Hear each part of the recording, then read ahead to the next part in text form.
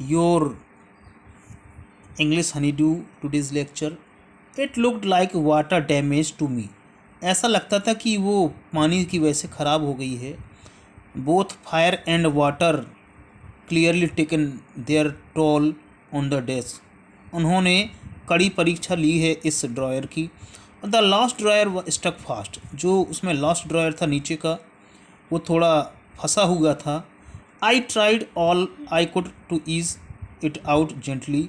मैंने अपनी पूरी कोशिश की कि वो आसानी से बाहर आ जाए, आसानी से खुल जाए. But and I used brute force. लेकिन बाद में आखिरकार मुझे ज़्यादा जोर लगाना पड़ा, गुस्से से उसे तेज़ी से खोलना पड़ा. और it struck I struck it sharply with the side my fist. और फिर मैंने अपनी मुट्ठी से ज़ोर से पकड़कर उसे झटके से खोला. To reveal a shallow spare underneath. और जब उसे खोला तो उसमें एक और सीक्रेट ड्रॉयर थी और देयर वाज समथिंग देयर. और उसमें कुछ रखा हुआ था. I reached in. मैंने उसमें देखा अंदर और उसमें देखा एक छोटा सा काले रंग का सेलो टेप लगा हुआ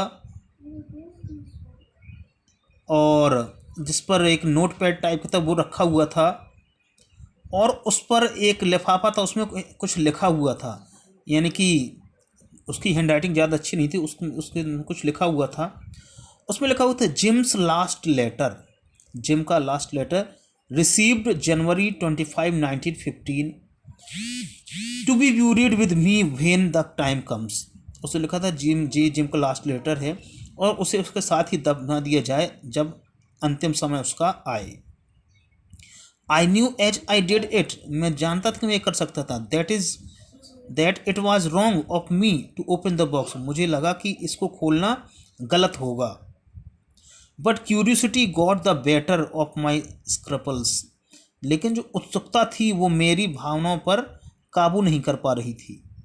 इट यूजुअली डज. जैसा कि अक्सर होता है.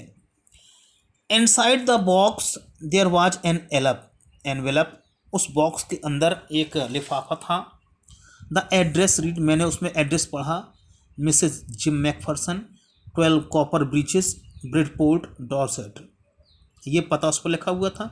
आई took out the letter and unfolded it. मैंने वो पत्र बाहर निकाला, उसे खोला. It was written in pencil. ये पेंसिल से लिखा गया था और ऊपर उसमें डेट पड़ी हुई थी 26 दिसंबर 1914.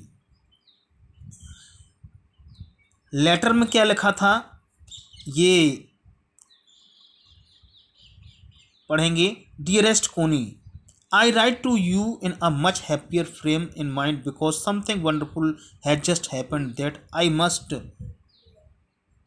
Tell you about at once. मैं तुम्हें अपने पसंदीदा और